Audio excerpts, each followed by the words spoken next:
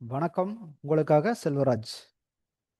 நேத்து இந்த கோல்டை பத்தி பார்த்துருந்தோம் நாம போன வீடியோல.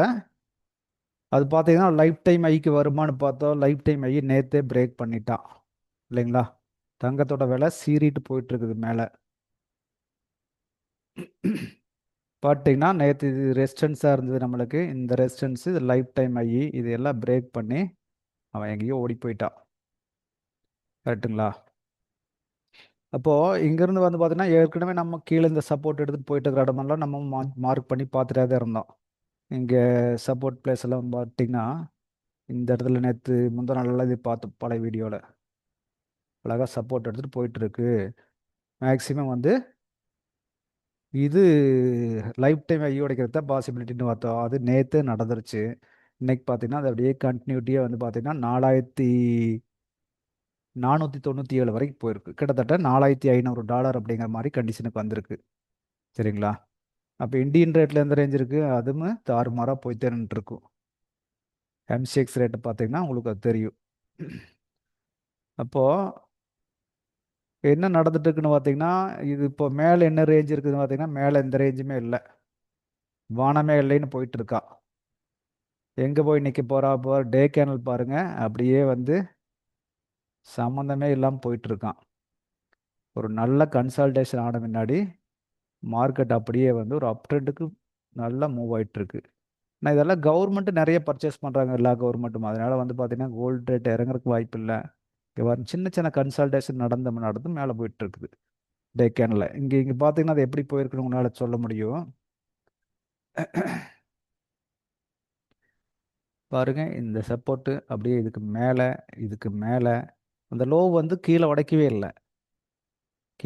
கீழேயே வரல. வர வர வர வர அப்படியே இங்கே வந்தான்னா கொஞ்சம் கீழே வர்றா. அடுத்து இந்த கையை உடைச்சிட்டு மேலே வரா. அதுக்கடுத்து பாருங்க, கீழே இவ்வளோ தூரம் வந்திருக்கா, இந்த லோவுக்கு வரல.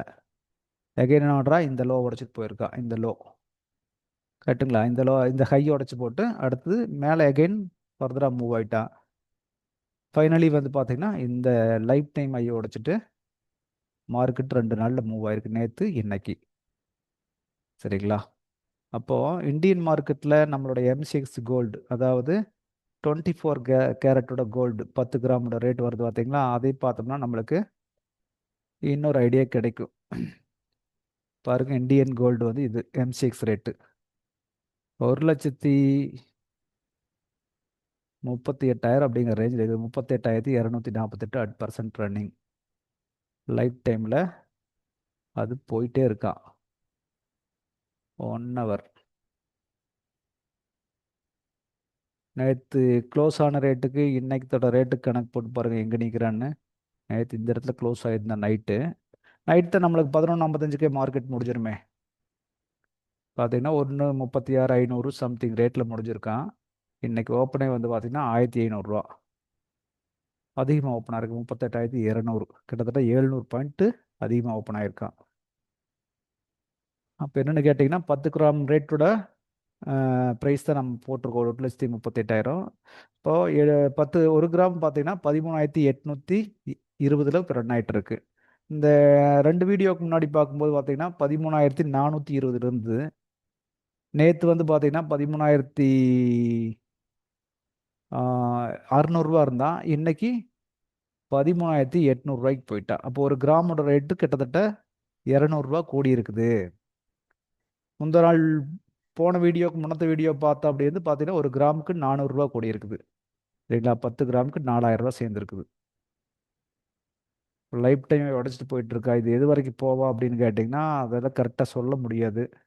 அது பாட்டுக்கு ஒரு ரேஞ்சுக்கு போயிட்டு இருக்கா. ஆனால் ஏதோ ஒரு இடத்துல ஒரு கன்சல்டேஷன் ஆகி திரும்புறக்கு பார்ப்பான். இதே ரேஞ்சில் போயிட்டு இருக்க மாட்டான். ஏதோ ஒரு இடத்துல வந்து ஒரு கன்சல்டேஷன் ஆகிறதுக்கு வாய்ப்பு அதிகம். இது அப்படி தான் போயிட்டு இருக்கா. பார்க்கலாங்க என்ன பண்ணுறான்னு பார்க்கலாம்.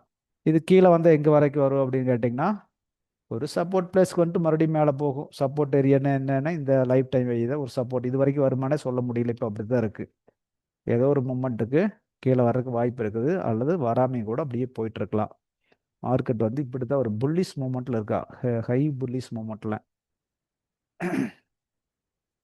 இது வந்து 24 hours மார்க்கெட் கிடையாது. நம்ம மார்க்கெட் நைட் 11:30 முடிஞ்சிடும், காலையில் தான் ஓப்பன் ஆகுது. இது வந்து 24 hours மார்க்கெட் XAE USD.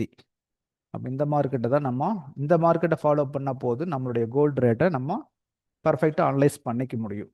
சரிங்களா? கோல்டு இந்த மாதிரி சீறிட்டு போயிட்டு இருக்கா, எவ்வளோ தூரம் போக போகிறான்னு தெரில. நான் என்ன போவான், இன்னும் போனால் 20-30 பாயிண்ட் போகலாம், போய் போட்டு மறுபடியும் ஒரு கன்சல்டேஷன் நடக்கலாம். ஏன்னா இருக்கிற எல்லா பக்கம் கன்சல்டேஷன் நடந்து தான் போயிருக்கு. ஒரே மாதிரி எங்கேயுமே போகாது. மார்க்கெட்டுடைய மெத்தடே அப்படித்தான். சரிங்களா? கீழே வந்து பார்த்தீங்கன்னா இங்கேயும் பாருங்கள் ஒரு கன்சல்டேஷன் ஆகி தான் மேலே போயிருக்கான். இங்கேயும் ஒரு கன்சல்டேஷன் ஆகி தான் போயிருக்கான். இங்கேயும் ஒரு கன்சல்டேஷன் ஆகி தான் மேலே போயிருக்கான். இப்போ நீ இங்கே போய் எப்போ எந்த இடத்துல கன்சல்டேஷன் ஸ்டார்ட் ஆக போகுதுன்னு தெரியல. அப்புறம் 2-3 நாள், ஒரு வாரம், 10 நாளைக்கு அப்படி இருக்குல்ல. ஒவ்வொன்றும் பார்த்தீங்கன்னா பாருங்கள், டிசம்பர் வந்து 1ஆம் தேதியிலேருந்து இது 11ஆம் தேதி வரைக்கும் 10 நாள் இந்த இடத்துல வந்து இந்த பாக்ஸ்க்குள்ளே ட்ரேடு நடந்திருக்கு. 10 நாளாக மேலே கீழே ஆடியிருக்கான். இங்கே பாருங்க 12ஆம் தேதியிலேருந்து இந்த ரேஞ்சுக்கு வந்த பின்னாடி கிட்டத்தட்ட 20ஆம் தேதி வரைக்கும் இதுக்குள்ளே தான் ஆடியிருக்கான். கிட்டத்தட்ட ஒரு வாரம் 10 நாள் அப்படி எடுத்து மேலே போயிட்டுருக்கான். அடுத்தடுத்து ஸ்டேஜுக்கு போயிட்டுருக்கான். இப்போ நல்லா மேலே வந்துட்டு இருக்கான். எவ்வளோ தூரம் போகிறான்னு பார்ப்போம். அப்போது இப்படியே போவேன்னா போக மாட்டான். ஒரு சின்ன சின்ன கரெக்ஷன் நடந்துகிட்டே தான் இருக்கும்.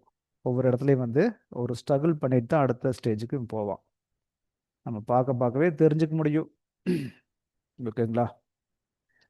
இது இப்படி தான் நடந்துட்டு இருக்குது. மார்க்கெட்டை நம்ம இப்படி தான் அனலைஸ் பண்ணிக்கணும். இப்போ நம்ம ட்ரேடிங் ஆப்பர்ச்சுனிட்டி எங்கெங்கெல்லாம் கிடைச்சிருக்குன்னு பார்க்கணும். இந்த இடத்துல பிரேக் ஆகும்போது நம்ம வந்து இந்த இடத்துல நம்ம புரிஞ்சுக்க முடியும். மார்க்கெட்டு சரியான புல்லிஷ் இருக்கா அப்படின்னு தெரிஞ்சுக்கலாம். அப்போ வந்து பார்த்தீங்கன்னா நம்ம பிடிக்க வேண்டிய இடம் இப்போல்லாம் இந்த இடத்துல போய் பிடிக்கிறது சரியானா அது சரியில்லை. நான் வாங்கியிருக்கிறது ஒன்றா இங்கே வாங்கியிருக்கலாம், அல்லது இந்த பிளேஸில் வாங்கியிருக்கலாம். வாங்கியிருந்து இது வரைக்கும் ஒன்றும் ஹோல்டிங் தான் பண்ணிட்டு இருந்திருக்கலாம். இப்போ வந்து நம்ம கொடுத்துட்டு வெளியே வரணுங்கிறது இல்லை. ஏன்னா இந்த இடத்துக்கு போயாச்சுன்னா மார்க்கெட் வந்து ரிவர்ஸ் ஆகும், ரெசிஸ்டன்ஸுக்குள்ளே ரிவர்ஸ் ஆகும்னு எதிர்பார்க்கலாம். ஆனால் என்ன பண்ணியிருக்கு பாருங்க, ஒரே கேண்டில் கண்டினியூவாக ஒரு 3 கேண்டில் மேலேயே தூக்கிட்டு போயிட்டான், ரெசிஸ்டன்ஸையும் உடச்சிட்டான். அப்போ நம்ம இந்த இடத்துல ஹோல்ட் பண்ணி வச்சுருந்துருக்கலாம். அந்த பொசிஷன் எடுத்திருந்தால் கூட ஹோல்ட் பண்ணியிருக்க முடியும். இனி வந்தால் இது வரைக்கும் வரலாம், கொஞ்சம் கீழே வந்து இப்படி திரும்பிட்டு இருக்கிறான். வந்தால் இது ஒரு சப்போர்ட்டு, அடுத்த சப்போர்ட் இந்த சப்போர்ட். அதை விட்டாச்சுன்னா இந்த ஜோன், ரெசிஸ்டன்ட் ஜோன் வந்து ஒரு சப்போர்ட்டாக இருக்கும். இது வரைக்கும் வருவானா அப்படிங்கிறது கூட இப்போ தெரியல. இப்போ வருவானான்னு சொல்ல முடியாது. பின்னாடி ஒரு 2-3 நாள் கழிச்சு வர்றதுக்கு வாய்ப்பு இருக்குது. பார்ப்போம் அது என்ன எவ்வளோ தூரம் மூவ் ஆகிட்டு இருக்கான்னு செக் பண்ணலாம். இதை பார்த்துட்டு நம்ம இந்தியன் மார்க்கெட்டில் ட்ரேட் பண்ண முடியும். இன்னைக்கு போய் இந்தியன் மார்க்கெட்டில் என்ன ட்ரேட் பண்ணியிருக்க முடியும் அப்படின்னு நினச்சிங்கன்னா பெருசாக ஒன்றும் பண்ணியிருக்க முடியாது. கரெக்டுங்களா? இப்போ பார்த்துட்டு இது இப்போ இந்தியன் மார்க்கெட்டில் என்ன ட்ரேட் இன்னைக்கு எடுத்துருக்க முடியும் அப்படின்னு கேட்டிங்கன்னா பெருசாக இல்லை. 5 நிமிஷத்தில் ஓட்டு பார்க்கலாம், 5 நிமிஷம் 1/4 மணி நேரத்தில் பார்ப்போம். காலையிலேருந்து வந்து பார்த்தீங்கன்னா ஒரு ஒரு மூமெண்ட் இல்லை. கரெக்டுங்களா? இங்கே வந்து பார்த்தீங்கன்னா ஒரு சின்ன சின்ன மூமெண்ட் தான் கொடுத்துருக்கா. காலையில் வந்து ஃபர்ஸ்ட் கேனில் மேலே வந்தால் கொஞ்சம் கீழே வந்து மேலே போய் கீழே வந்து மேலே போய் தான் நடந்திருக்கு. ஆனால் இப்போ இது ஒரு சப்போர்ட் தானே. 5 மினிட்ல பார்த்தீங்கன்னா ஒரு சப்போர்ட் தான். இதை கால்குலேட் பண்ணி எடுக்கிறதுனாலும் எடுக்க முடியும். ஆனால் பெருசாக எதிர்பார்க்க முடியாது இப்போன்னு சொல்கிறார். பிடிக்க வேண்டிய இடம் கரெக்டாக ஒரு நல்ல சப்போர்ட் அண்ட் ரெசிஸ்டன்ஸில் பிடிக்கணும். இங்கே பாருங்க மேலே போனவன் வந்து பார்த்தீங்கன்னா இந்த ரெசிஸ்டன்ஸ் தான் அவன் பிக் பண்ணிட்டு நின்றுருக்கான்.